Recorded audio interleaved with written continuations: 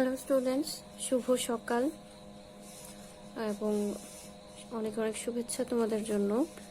কারণ তোমাদের যে গুগল ফর্মে কুইজ শুরু হয়েছে, সেই কুইজ পরীক্ষাগুলো আশা করি ভালো করে দিচ্ছ এবং নেক্সট এক্সাম রয়েছে ফিজিক্স 7 তারিখে। তো সিলেবাস তোমাদের মনে আছে আশা করি, যে চ্যাপ্টার 4 এবং 5 অর্থাৎ নিউটনিয়ান বলবিদ্যা এবং কাজ, শক্তি ও ক্ষমতা, এই দুটি চ্যাপ্টারের আলোকে 20 নম্বরের কুইজ হবে। এমসিকিউ টাইপ কোয়েশ্চেন থাকবে এবং ওই 20 নম্বর টাইম ফরম্যাটটাকে হিসেব করেই একটু বাসায় ভালো করে প্র্যাকটিস করো। বিশেষ করে ফিজিক্স যেহেতু ম্যাথ থাকবে, ম্যাথমেটিক্যাল টাইপ ছোট ছোট যে ইকুয়েশনগুলো রয়েছে সেগুলো ভিত্তিক প্রশ্ন থাকবে এবং সাথে সাথে চ্যাপ্টারের খুঁটিনাটি বিষয়গুলো, একক মাত্রা, তার সাথে বিভিন্ন বিষয়গুলো যে রয়েছে ইম্পর্টেন্ট, অর্থাৎ চ্যাপ্টারটা খুব ভালো করে পড়বে, বইটা খুব ভালো করে পড়বে এবং ছোট ছোট ম্যাথগুলো যদি প্র্যাকটিস করো আশা করি ভালো করতে পারবে, প্রবলেম হবে না।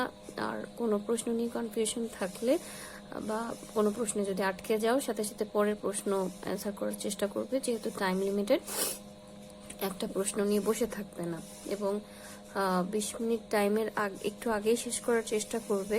কারণ লিঙ্ক ক্লোজ হওয়ার পরে যদি তুমি সাবমিট করতে যাও, কোনোভাবে সাবমিট করতে পারবে না, সে কারণে 20 মিনিট টাইম তার কয়েক মিনিট আগেই চেষ্টা করবে পরীক্ষাটা শেষ করে সেটা সাবমিট করে দিতে। আরেকটা ব্যাপার, যারা ওয়াইফাই দিয়ে কানেক্টেড হন, নেটে অনেক সময় ওয়াইফাই ইন্টারাপ্ট হয়, নেটওয়ার্ক প্রবলেম, ইলেকট্রিসিটি অফ হওয়ার কারণে। সো মোবাইলে ডেটা রাখবে, মোবাইলে তোমার যে ডিভাইস ইউজ করে পরীক্ষা দিবে সেখানে ডেটা রাখবে, যাতে করে ইমার্জেন্সি ক্ষেত্রে ডেটা ইউজ করে পরীক্ষা কন্টিনিউ করতে পারো। তো আমরা মহাকর্ষ অভিকর্ষ চ্যাপ্টার নিয়ে আলোচনা করছিলাম, সেটা নিয়েই আরেকটু ডিটেলস আলোচনা করব, বা এই চ্যাপ্টারের একেবারে শেষের দিকে আছি আমরা। গত ক্লাসে তোমাদের দেখিয়েছিলাম যে উপগ্রহের ক্ষেত্রে বেগ নির্ণয়, উচ্চতা নির্ণয় এবং পর্যায়কাল নির্ণয়, সেই ইকুয়েশনগুলো ভিত্তিক একটা ম্যাথ আজকে প্র্যাকটিস করার চেষ্টা করব আমরা। তার আগে আরেকটা টপিক রয়েছে তোমাদের, যে উপগ্রহের ব্যাপারটা একটু আগে কমপ্লিট করি। যে উপগ্রহের ক্ষেত্রে আমরা ভূস্থির উপগ্রহ দেখেছি, আর কিছু হচ্ছে এমনি কৃত্রিম উপগ্রহ। অর্থাৎ কৃত্রিম উপগ্রহ হলেই যে সেটা ভূস্থির হবে এমন নয়। ভূস্থির উপগ্রহের ক্রাইটেরিয়া আমরা দেখেছিলাম, যে উপগ্রহের পর্যায়কাল, অর্থাৎ যে উপগ্রহের আবর্তনের সময়টা 24 ঘন্টা, তাকে বলা হয় ভূস্থির উপগ্রহ এবং তার কক্ষপথটাকে বলা হয় পার্কিং কক্ষপথ।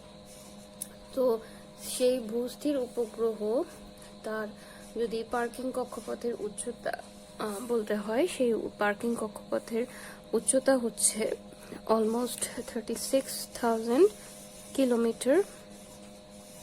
আর এটা ভূস্থির উপগ্রহের বেলায়, শুধুমাত্র ভূস্থির উপগ্রহের বেলায়, কারণ শুধুমাত্র ভূস্থির উপগ্রহের বেলায় কিন্তু টাইমটা নির্দিষ্ট, যেটা পর্যায়কালের সময়টা 24 ঘন্টা। অন্যান্য উপগ্রহ সেগুলো বিভিন্ন রকম হতে পারে, কক্ষপথের ব্যাসার্ধ অনুসারে, উপগ্রহটি কত হাইটে রয়েছে সে অনুসারে পর্যায়কাল বিভিন্ন হতে পারে। বাট ভূস্থির উপগ্রহ যদি হয়, তার জন্য যে পার্কিং কক্ষপথের উচ্চতা সেটা হবে অলমোস্ট 36,000 কিলোমিটার। আর এর প্রদক্ষিণ বেগ, ভূস্থির উপগ্রহের জন্যই প্রদক্ষিণ বেগ হয় অলমোস্ট 3.08 কিলোমিটার পার সেকেন্ড। এটা হচ্ছে ভূস্থির উপগ্রহের জন্য বেগ। তো বেগ, উচ্চতা, এই দুটি বিষয় জানলাম। আর পর্যায়কাল তো আমরা জানি, ভূস্থির উপগ্রহের জন্য পর্যায়কাল হচ্ছে 24 আওয়ার বা 24 ঘন্টা। তো এই বিষয়গুলো একটু মনে রাখতে হবে এমসিকিউর জন্য। যে ভূস্থির উপগ্রহের বৈশিষ্ট্য যদি বলা হয়, কি কি বৈশিষ্ট্য জানলে, প্রথমত আমরা পরিচয় থেকে বৈশিষ্ট্য জেনেছি যে পৃথিবীর থেকে দেখলে যে উপগ্রহকে স্থির মনে হয়।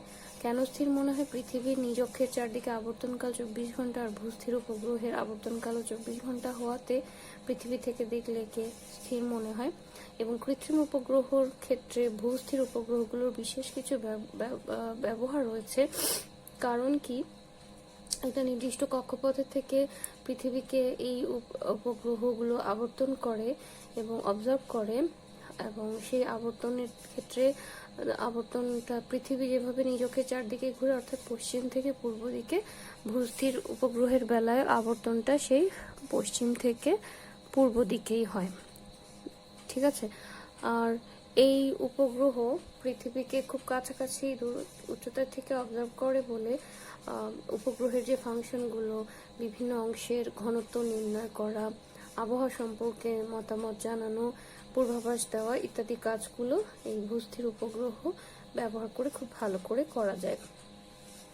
এবং এই ভূস্থির উপগ্রহগুলো বিভিন্ন ফাংশনে এখন বিশেষ করে টিভি সম্প্রচার কিংবা স্যাটেলাইটের ভিত্তিক যে সুবিধাগুলো আমরা পেয়ে থাকি যোগাযোগের জন্য, তারপর মিডিয়া যে ফাংশনগুলো রয়েছে বা কার্যক্রমগুলো পরিচালনার জন্য, সেক্ষেত্রে বিশেষভাবে ব্যবহার হয়ে থাকে।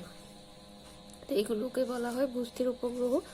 আর আরেক ধরনের বিশেষ উপগ্রহ রয়েছে, সেগুলোকে বলা হয় পোলার উপগ্রহ, মেরু বা পোলার উপগ্রহ। যেমন ভূস্থির উপগ্রহ বা অন্যান্য কৃত্রিম উপগ্রহের ব্যাপারটার ক্ষেত্রে, এটা যদি আর্থের সারফেস ধরি, আমরা চারটা অংশে ভাগ করি, চারটা ইয়েতে, নর্থ সাউথ, ওয়েস্ট ইস্ট, উত্তর দক্ষিণ পূর্ব পশ্চিম, এবং উপগ্রহগুলো পৃথিবী যেরকম নিজ অক্ষের চারদিকে পশ্চিম থেকে পূর্ব দিকে আবর্তন করে, ভূস্থির উপগ্রহ কিন্তু ওগুলো সেভাবেই আবর্তন করে, অর্থাৎ পশ্চিম থেকে আবর্তন শুরু করে এভাবে আবর্তন করে আসে।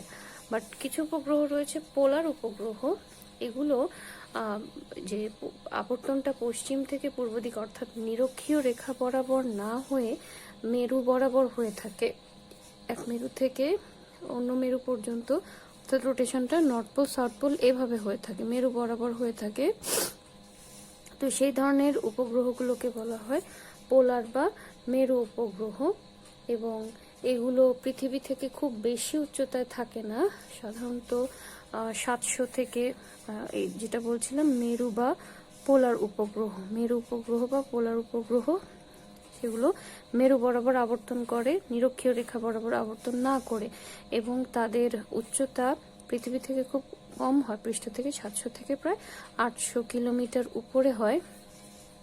আর যেহেতু উচ্চতা কম পৃথিবী থেকে, সো এদের আবর্তনকালও কম হয়। এই উপগ্রহের আবর্তনকাল হয় প্রায় 110 মিনিট মতো। আবর্তনকাল কম, যেহেতু উচ্চতা কম, আবর্তনকালও কম হয়, প্রায় 110 মিনিট মতো। এবং এই উপগ্রহগুলোর মাধ্যমে পৃথিবীর এক স্থান থেকে অন্য স্থানে সংকেত পৌঁছাতে 1 সেকেন্ডের 100 ভাগের 1 ভাগ সময় লাগে। এবং খুব দ্রুত, যেহেতু এই সময়টা খুব কম সময়, সেহেতু এই উপগ্রহ ব্যবহার করে যদি কোনো সংকেত আদান প্রদান করতে হয়, সেক্ষেত্রে অসুবিধা হয় না, সময়টা খুব কম লাগে। ঠিক আছে। এবং যেহেতু এই উপগ্রহগুলোর আবর্তনকাল পৃথিবীর নিজ অক্ষের আবর্তনকালের সমান নয় কিংবা কাছাকাছিও নয়, তো পৃথিবী থেকে দেখলে এই উপগ্রহগুলোকে স্থির মনে হবে না, যেরকম আমরা ভূস্থির উপগ্রহের বেলায় দেখি পৃথিবী থেকে দেখলে স্থির মনে হয়। বাট পোলার বা মেরু উপগ্রহগুলো যদি দেখি, সেগুলো পৃথিবী থেকে স্থির মনে হবে না। ঠিক আছে। তো এই ব্যাপারটা ছিল টোটাল আমাদের উপগ্রহ নিয়ে ব্যাপারগুলো। উপগ্রহ কি প্রাকৃতিক হয়, কৃত্রিম হয়, কৃত্রিম উপগ্রহ কত ধরনের হয়, সেখান থেকে বিশেষ যে উপগ্রহ পেয়েছি আমরা ভূস্থির উপগ্রহ এবং পোলার উপগ্রহ আজকে জানলাম। ভূস্থির উপগ্রহটা আমাদের জন্য বেশি ইম্পর্টেন্ট। আবার উপগ্রহ বা কৃত্রিম উপগ্রহের বেগ, উচ্চতা এবং যে পর্যায়কালের সমীকরণ, সেটা আমরা জেনেছি। এবং এরপরে একেবারে শেষে যে জিনিসটা দেখবো আমরা, যে বস্তুর ওজনহীনতা, কোনো বস্তু বা মহাশূন্যচারীরা যখন মহাকাশযানে করে চড়ে, তখন তারা ওজনহীন অনুভব করে নিজেদেরকে, আমরা দেখেছি তারা ভেসে বেড়ায়। সেই ব্যাপারটা কেন হয়, তার আগে আরেকটা ছোট জিনিস বলি, যে কৃত্রিম উপগ্রহের মাধ্যমে আমরা জানি যে যোগাযোগটা অনেক সহজ হয়। সেই যোগাযোগ প্রক্রিয়াটা কীরকম, কৃত্রিম উপগ্রহের মাধ্যমে যোগাযোগ যদি করি সেই যোগাযোগের সিম্পল বা এক কথায় প্রক্রিয়াটা কেমন, কিভাবে হয়। যেমন আমরা যদি মোবাইলের মাধ্যমে যোগাযোগ করি, যে একটা উপগ্রহ রয়েছে তার যে রেঞ্জটা সেইটাকে ব্যবহার করে আমরা মোবাইলের মাধ্যমে যদি যোগাযোগ করতে চাই, একটা এন্ডে থাকে কলার বা যে কল করে, ঠিক আছে, যেটাকে আমরা বলি প্রেরক যন্ত্র বলি বা সেন্ডার বলি বা কলার বলি, যার কাছ থেকে কল যায়, ঠিক আছে। আরেক প্রান্তে থাকে উপগ্রহের এক প্রান্তে এক সাইডে থাকে কলার বা সেন্ডার, আরেক প্রান্তে থাকে রিসিভার। একটাকে বলতে পারি সেন্ডার বা কলারও বলতে পারি, আরেকটাকে বলতে পারি রিসিভার, ঠিক আছে। তো কলার যখন একটা কল পাঠাতে চাইবে বা কোনো একটা মেসেজ পাঠাতে চাইবে তার মোবাইল ফোনের মাধ্যমে, এটা একটা mobile phone, mobile device, receiver সেও একটা মোবাইল ডিভাইস। তো সে যখন একটা সংকেত বা একটা কল বা একটা মেসেজ পাঠাতে যাবে, সেটা তো মেসেজ আকারে আমার স্যাটেলাইটের মধ্য দিয়ে পাস হবে না, একটা ইলেকট্রিক সিগন্যাল আকারে পাস হবে। তো সেই সিগন্যালে কনভার্ট করার কাজটা করে মাঝখানে কি মডেম, মাঝখানে মডেম ইউজ করা হয়। এই মডেম কাজটা করে কি, আমার যে সিগন্যালটা গলার ভয়েস হোক বা রিটেন মেসেজ হোক, সেটাকে একটা ইলেকট্রিক্যাল সিগন্যালে কনভার্ট করে। তারপরে সেই ইলেকট্রিক্যাল সিগন্যালটা উপগ্রহে যায় ইলেকট্রোম্যাগনেটিক ওয়েভ আকারে। ইএম বলতে এখানে বোঝাচ্ছি ইলেকট্রোম্যাগনেটিক ওয়েভ। এই ইলেকট্রোম্যাগনেটিক অর্থাৎ তড়িৎচুম্বকীয় তরঙ্গ আকারে, কারণ একটা সিগন্যাল ওয়েভ আকারেই এক জায়গা থেকে আরেক জায়গায় ট্রান্সফার করা যায়, ট্রান্সফার করা সহজ হয়। তো তাকে আমি মডেম কাজ করলো কি, সেন্ডার বা কলার যে কলটা পাঠালো বা মেসেজটা পাঠালো সেটাকে ইলেকট্রিক্যাল সিগন্যালে কনভার্ট করলো এবং সেখান থেকে ইলেকট্রোম্যাগনেটিক ওয়েভ আকারে আমার উপগ্রহে সেটা পেল। সেই উপগ্রহে যাওয়ার পরে সেই উপগ্রহ কি করবে, কার অ্যাড্রেসে, কার মোবাইলে আমি এই কলটা পাঠিয়েছি তাকে লোকেট করবে এবং সেই অনুযায়ী নক করবে। সেখানেও কাজটা সেম, ইলেকট্রোম্যাগনেটিক ওয়েভ আকারে সেটা গিয়ে রিসিভার যে ফোনটা রিসিভ করবে বা মেসেজটা রিসিভ করবে তার মোবাইলে যাবে। তার আগে এই মেসেজটা এতক্ষণ তো রয়েছে ইলেকট্রোম্যাগনেটিক ওয়েভ আকারে, তাকে আবার সিগন্যাল আকারে বা মেসেজ আকারে কনভার্ট হতে হবে। সেই কনভার্সনের জন্য আবার এখানে একটা মডেম ইউজ হবে। এই মডেম কি করবে, যে মেসেজটা আসলো সেটাকে আবার ভয়েস হিসেবে বা মেসেজ হিসেবে বা রিটেন ডকুমেন্ট হিসেবে কনভার্ট করে আমার রিসিভারের মোবাইলে পাঠাবে। তো এইভাবে টোটাল যে জিনিসটা অর্থাৎ কমিউনিকেশনটা হয় একটা স্যাটেলাইট ইউজ করে, একেবারে বেসিক মেকানিজম হচ্ছে এটা, ঠিক আছে। তারপরে যেটা বলছিলাম মহাশূন্যচারীর ওজনহীনতার ব্যাপারটা আমরা কিভাবে ব্যাখ্যা করতে পারি। যে ওজনহীনতা তোমরা চ্যাপ্টার 4-এ কিছুটা পড়েছো। লিফটে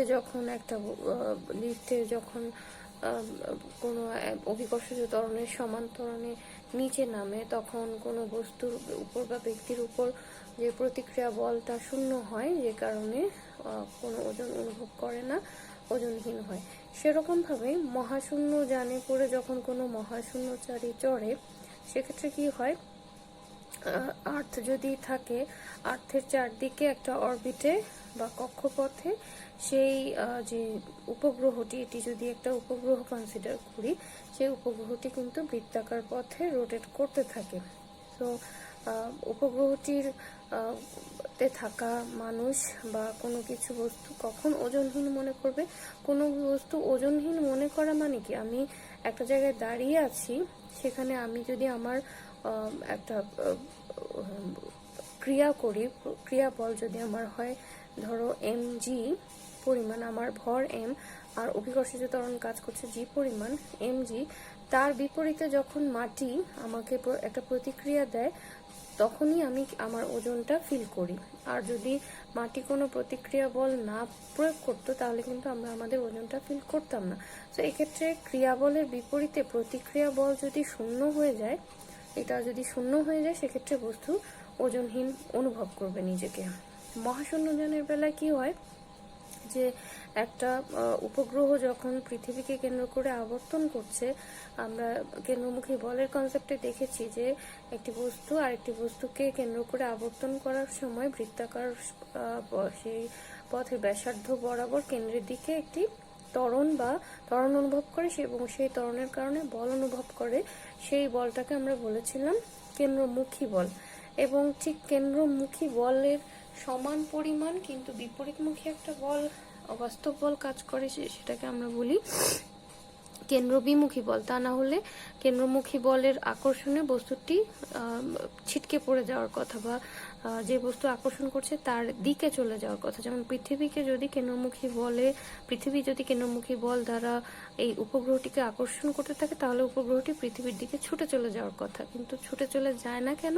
ঠিক কেন্দ্রমুখী বলের সমান পরিমাণ কিন্তু বিপরীতমুখী একটা বল বাইরের দিকে ক্রিয়া করে, যেটাকে বলছি আমরা কেন্দ্রবিমুখী বল। তো কোনো কারণে এই যে উপগ্রহটি পৃথিবীর চারদিকে রোটেট করছে, এই আবর্তনের কারণে যে ত্বরণ সৃষ্টি হচ্ছে, যেহেতু এটি গতিশীল, ত্বরণ সৃষ্টি হচ্ছে, সেই ত্বরণের মান অভিকর্ষজ ত্বরণ জি এর মানের সমান হয়।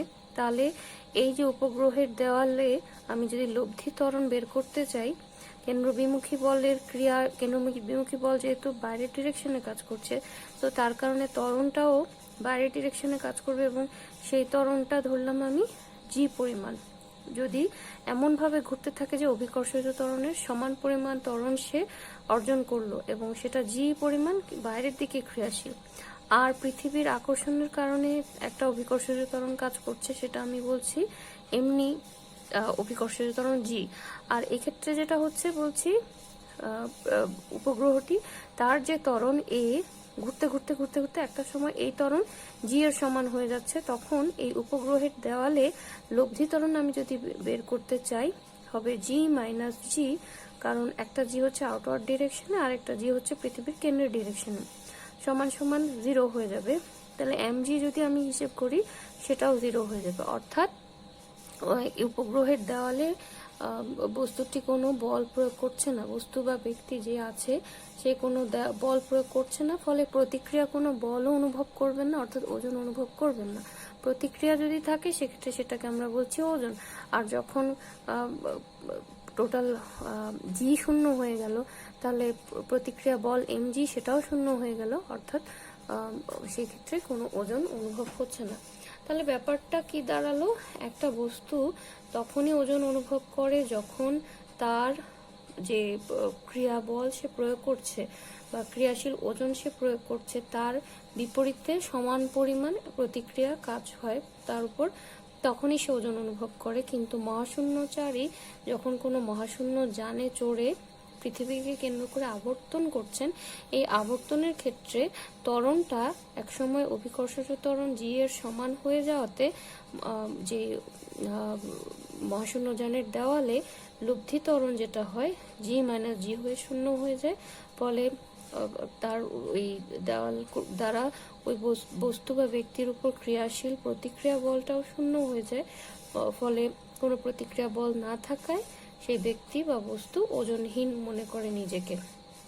বাস্তবে কিন্তু তার ওজন নাই যে তা না, ভর যেহেতু আছে তার ওজন আছে, কিন্তু তার উপর কোনো প্রতিক্রিয়া বল কাজ করছে না বলেই সে সেই ওজনটা ফিল করতে পারছে না। ঠিক আছে, তো তাহলে ওজনহীনতার কনসেপ্টটা আশা করি তোমরা বুঝতে পেরেছো, ব্যাখ্যাটা বুঝতে পেরেছো। এবার আমি যেটা বলেছিলাম যে কৃত্রিম উপগ্রহ নিয়ে আমরা একটা ম্যাথ দেখবো, সেটা একটু দেখি, এবং পরের ক্লাসে আমরা আরো কিছু ম্যাথ প্র্যাকটিস করার চেষ্টা করব। প্রশ্নটি উদ্দীপকটা যদি খেয়াল করো, চিত্রভিত্তিক একটা উদ্দীপক দেওয়া আছে। পৃথিবী থেকে একটা নির্দিষ্ট দূরত্বে 4500 কিলোমিটার দূরত্বে একটা কৃত্রিম উপগ্রহ রয়েছে এবং সে পৃথিবীকে কেন্দ্র করে আবর্তন করছে। পৃথিবীর ব্যাসার্ধ অর্থাৎ এই কেন্দ্র থেকে দূরত্বটা হচ্ছে আর পরিমাণ, আর সেটা বলা আছে 6400 কিলোমিটার, আর পৃথিবীর ভর বলা আছে 6 × 10⁻24 কেজি।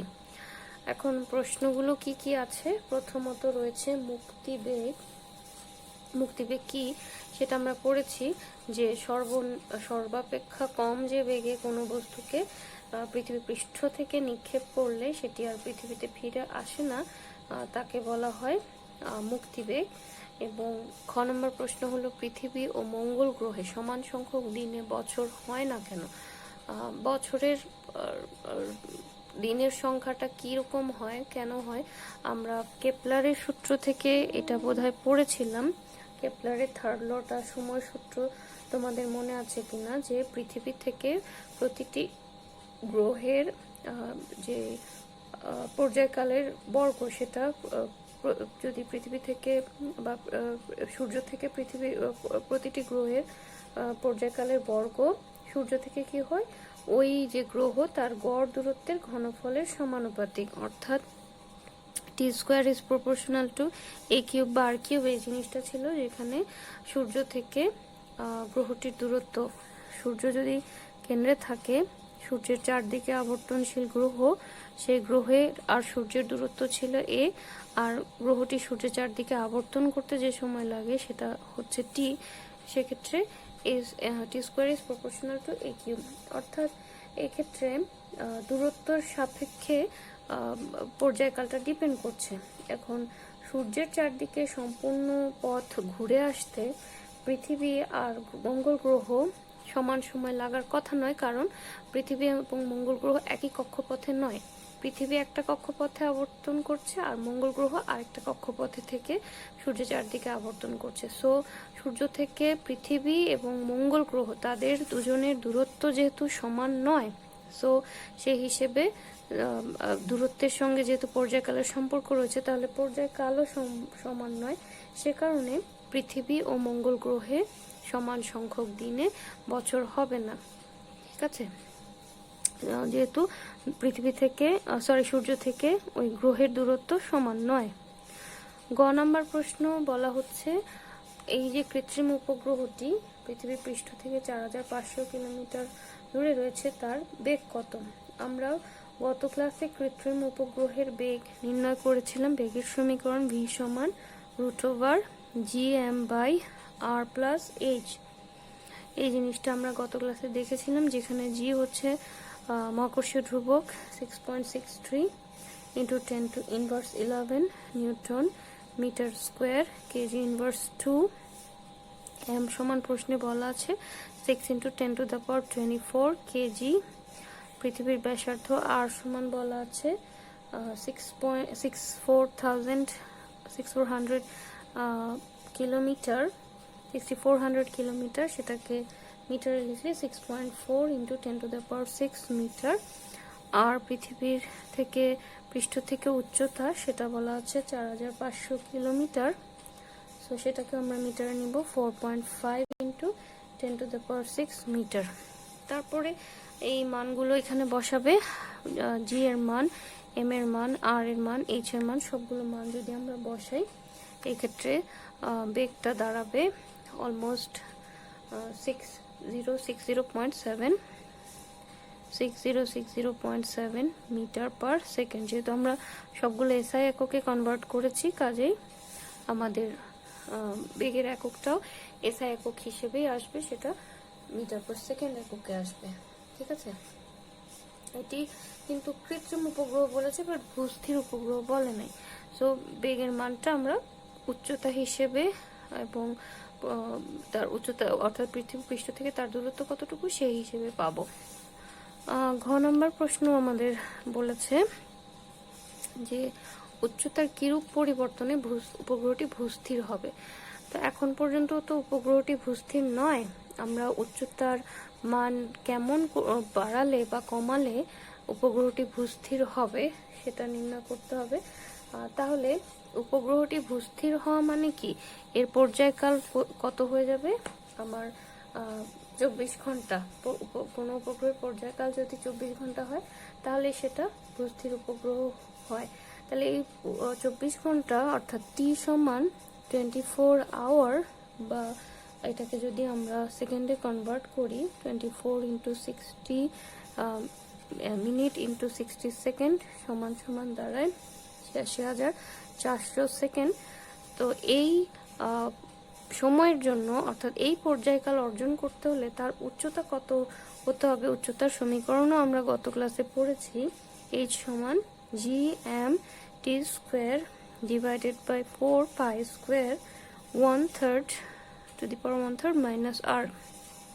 তো এখানে জি এর মান ফিক্সড, এম এর মান ফিক্সড, আর এর মান ফিক্সড, শুধুমাত্র টি যদি পর্যায়কাল যদি 24 ঘন্টা হয় তখনই এই উপগ্রহটি ভূস্থির হবে। তাহলে এই ভূস্থির হওয়ার জন্য উচ্চতা কত লাগে আমরা সেটা আগে বের করতে হবে। জি এর মান 6.673 ইন্টু 10 ইনভার্স 11 ইন্টু ভর হচ্ছে 6 into 10 to the power 24 into T হচ্ছে 86,400 whole square divided by 4 into 3.14 whole square to the power পুরোটার উপর 1/3 করে minus R, R means 6.4 into 10 to the power 6 metre.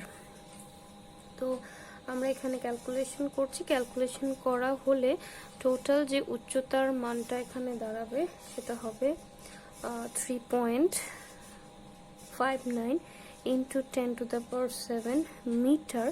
আমাদের যে প্রশ্নে উচ্চতার মানটা দেওয়া আছে পৃথিবী পৃষ্ঠ থেকে উপগ্রহটির যে উচ্চতার মান দেওয়া আছে সেটা কিলোমিটারে, সেটাকে আবার আমরা মিটারেও কনভার্ট করেছিলাম একটু আগে, যেটা 4.5 into 10 to the power 6 metre. আমরা এই মিটার পার্থক্য করতে পারি অথবা এই মিটারটাকে কিলোমিটারেও নিয়ে যেতে পারি। তো এটাকে যদি কিলোমিটারে নিই সেটা হবে 3.59 into 10 to the power 4 kilometre. তাহলে উচ্চতা দেখছি আমরা আরো বাড়ালে উপগ্রহটি কৃত্রিম উপগ্রহে পরিণত হবে, তাহলে কতটুকু বাড়াতে হবে।